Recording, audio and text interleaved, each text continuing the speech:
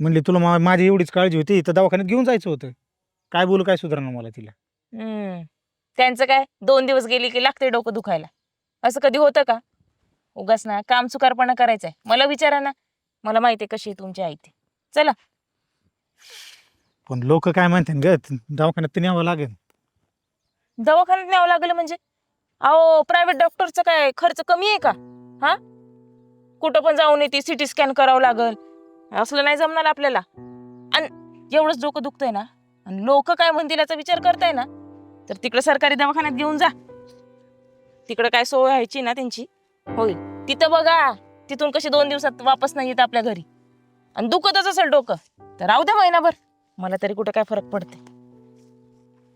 काहीतरी करावं लागेल. पण चल. तुम्ही इकडे या आधी.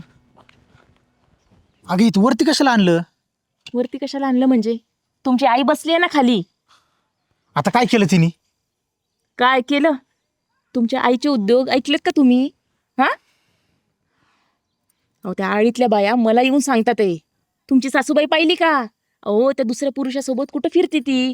हा, मी तर ऐकलं तालुक्याला गेली होती, परवा हॉटेलमध्ये कुणासोबत तरी बसली होती. शोभतं का असं?